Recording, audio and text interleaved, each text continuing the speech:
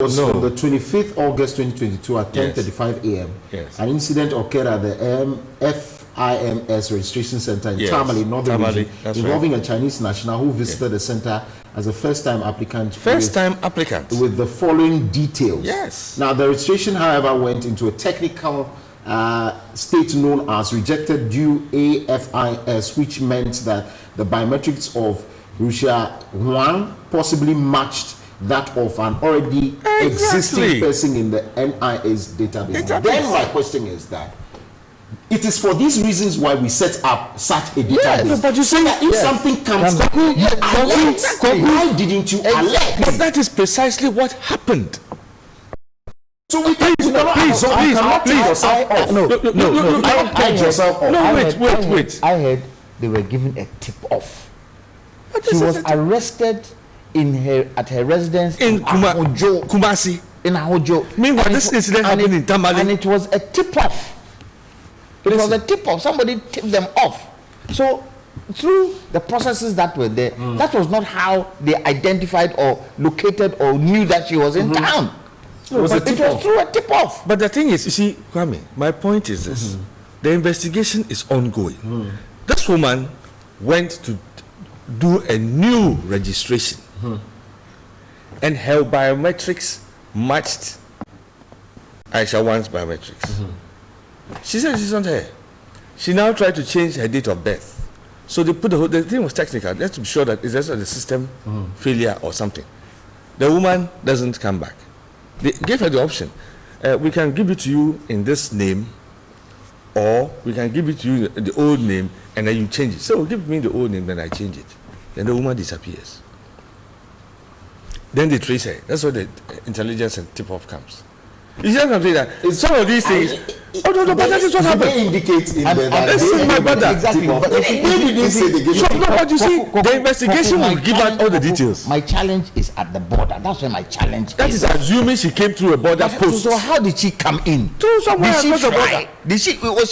Was she a witch? Did she fly on a broomstick? No, my point is that people use Okada. Yes, that I agree. Listen. So she could have used some of those routes. It's the investigation that will bring it out. For her to have the gall to come back here. Yes, it's an indictment. She must have links contacted her network here of even Ghanaians who were part of it. That's no doubt. To get her back in. That's no doubt. Koku, those people National Security is investigating this matter. They'll go through her phone. No, but even find that she ran Kwame before she came. No, but the thing is, you see, and this is where the danger is. This is where the danger is. If they go through her phone, and it will be part of the investigation, and they see some highly placed people in, it should come out. Can they? That's what I'm. Would they? Would they? Can they? Would they? You think somebody cannot seek it from an owner network? National security is by who? No, but the information. My point is even that, even beyond all of this, there's a business set up. You think some journalists cannot go and investigate and do these checks? Set up in Kumasi. Yes, and running. Okay. People go to the places to take tax, like collect taxes.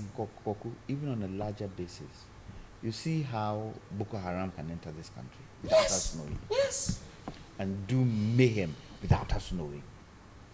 And so the indictment shouldn't only be Aisha Wang. The indictment should go through the entire chain, right up to whoever in government fraud and security.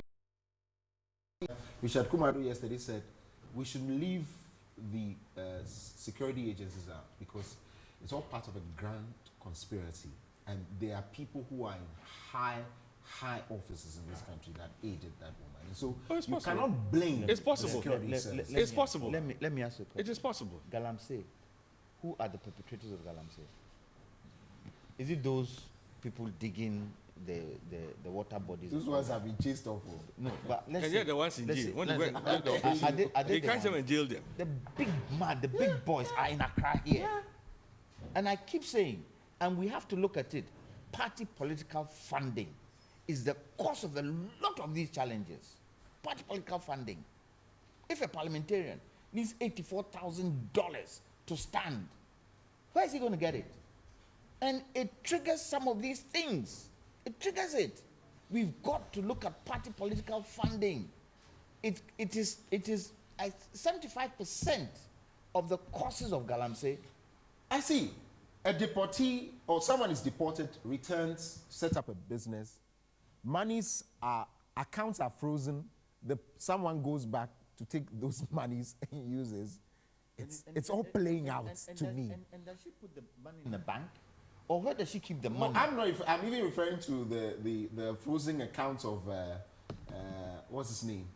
The PPA man. The PPA man. So it's all playing out to me that I don't know, but you are watching. We'll take a break at this point. When we come back, I don't know how many minutes we'll have. We'll see if we can pick some 2 calls. But the young man and young woman, once again, I'm telling you, read these things very well and see whether we have a future in this country. They have a future.